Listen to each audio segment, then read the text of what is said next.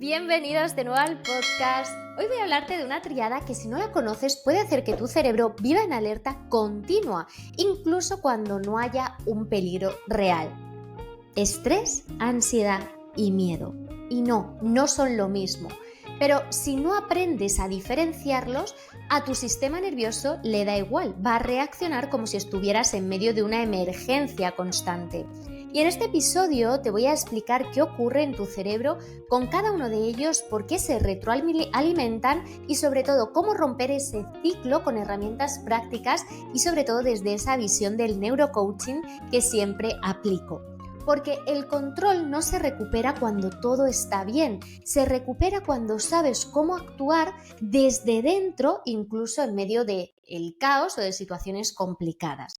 Entonces, en primer lugar, ¿qué son y en qué se diferencian, ¿no? Esta triada. Lo voy a explicar de una manera muy sencilla para que todos nos quedemos con la idea principal, porque por supuesto son mecanismos mucho más complejos, pero aquí la idea es hacerlo fácil para que podamos empezar a entrenar nuestro cerebro y por supuesto la persona que vea que no lo puede hacer solo, que busque ayuda en profesionales adecuados para seguir su proceso. Aquí tenemos que ser realistas y son procesos complejos y el objetivo de esto es hacerlo fácil para que lo entendamos, pero que luego seamos responsables y busquemos ayuda si lo necesitamos. Así que dicho esto, vamos con esas 3 definiciones muy al grano, muy fáciles y de manera sencilla para que empecemos a entenderlo.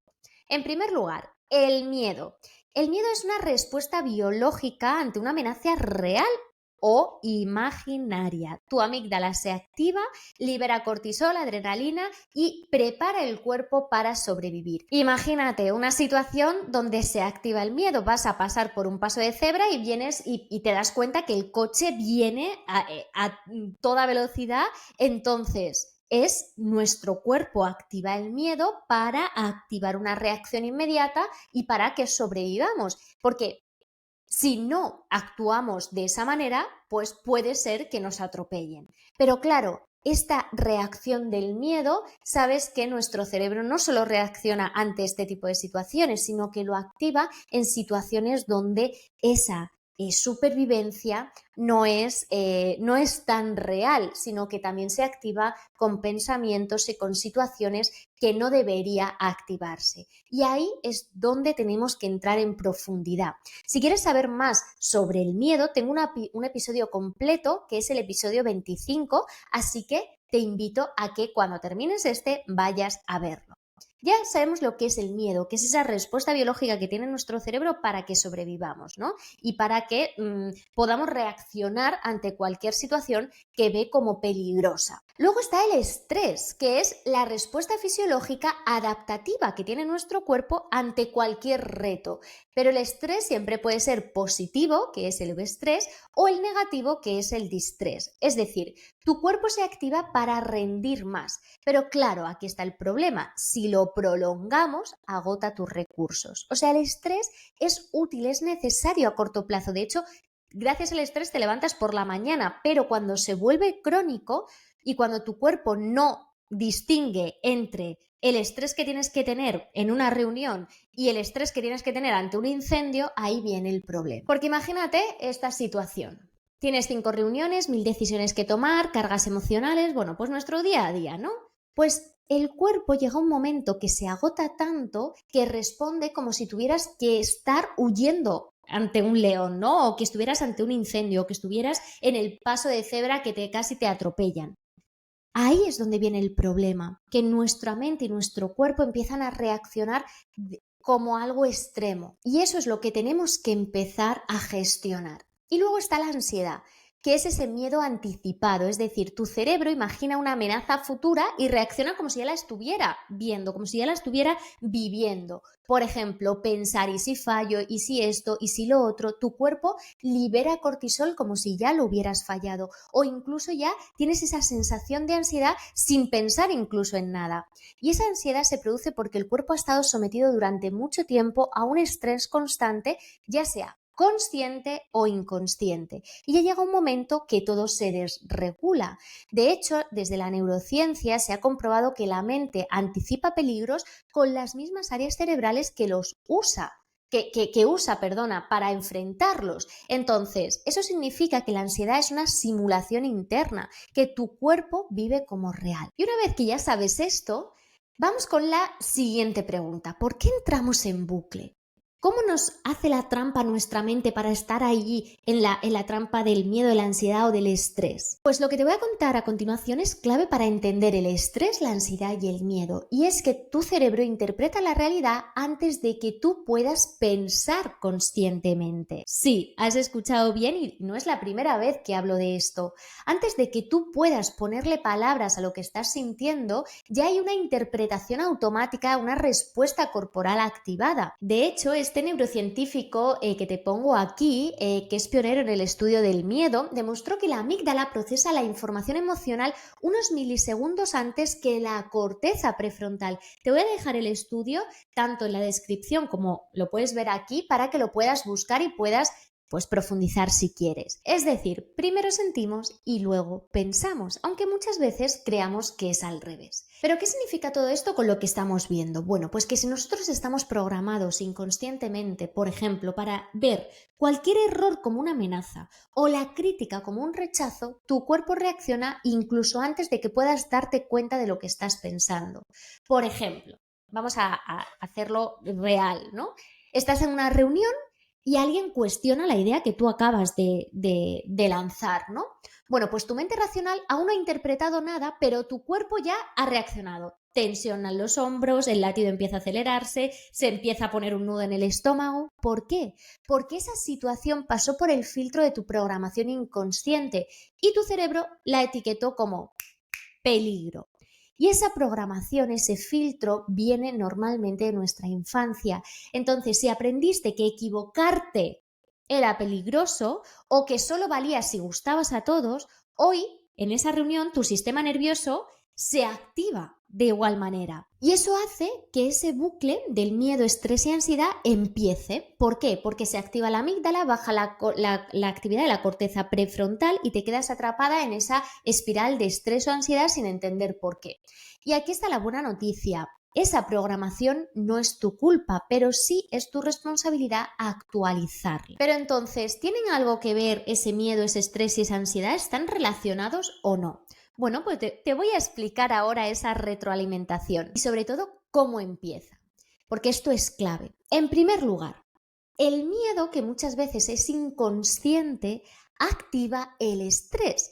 Tu cuerpo se prepara para la huida o el ataque y ese estrés mantenido puede activar la ansiedad. Si tú no liberas la tensión, esas emociones, tu mente empieza a anticipar peligros y la ansiedad te hace mucho más sensible al miedo. Y tu sistema nervioso ya empieza a estar en hiperalerta y empiezas a interpretar todo como amenazas.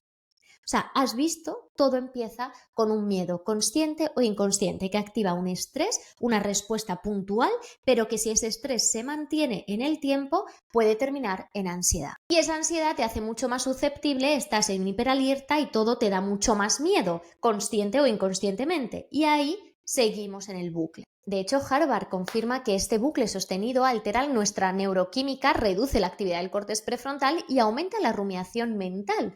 Es normal. Entonces el resultado, dificultad para concentrarse, el insomnio, el mal humor, la sensación de estar al límite, además sin ningún tipo de motivo claro en muchas ocasiones.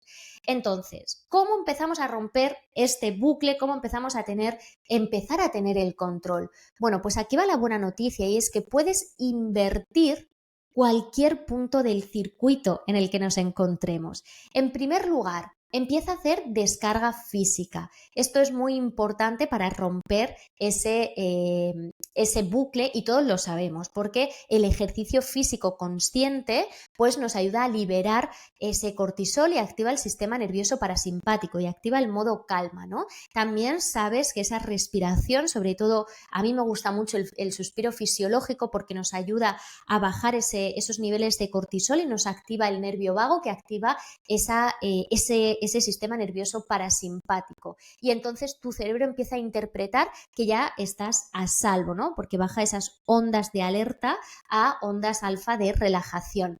También te puede ayudar mucho para romper este círculo o este bucle, la escritura, ¿no? Escribir el cómo me siento, qué pienso, qué necesito. Esto todo nos ayuda, o sea, ponerlo en papel saca el pensamiento del bucle. Esto es muy importante, de hecho, fijaos, aquí os voy a dejar otro estudio donde escribir sobre las emociones reduce ya esa actividad de la amígdala solo con hacerlo, ¿no? También es muy importante esa higiene sensorial diaria, permítete estar sin móvil, tener ese silencio, hacer paseos sin estímulos, todas esas herramientas que yo ya te he ido dando a lo largo de todos los episodios es muy importante, ¿no? Es como decía en el episodio, creo que en el anterior o en el anterior, es como cepillarte los dientes. Todo esto lo tenemos que ir incorporando en nuestra rutina, ¿no? Porque un día sin hacerlo no pasa nada, pero si no lo hacemos y no empezamos a tener estas rutinas, bueno, pues empezamos a tener todo ese desborde emocional. Porque sí, tienes que empezar a coger una rutina de conexión contigo para romper este bucle, ¿no? Que puede ser todo lo que te he dicho antes y personalizarla para ti. O sea, es el momento en el que tú le dices a tu sistema nervioso, yo estoy al mando, ¿no? Y podría dejarte aquí con todas estas técnicas que sí, que son útiles, por supuesto, respirar, escribir, hacer ejercicio, visualizar, tener tu momento para ti, son muy importantes y tiene que formar parte de nuestra rutina, y todo, por supuesto, ayuda. Yo lo uso cada día, lo enseño cada semana aquí. Pero claro, si me preguntas de verdad qué fue lo que me cambió a mí y qué es lo que realmente cambia a las personas con las que trabajo, no son solo estas técnicas. Fue entender la programación inconsciente, esos miedos inconscientes que disparan todo el resto. Porque puedes respirar cada mañana y puedes seguir autoexigiéndote en silencio.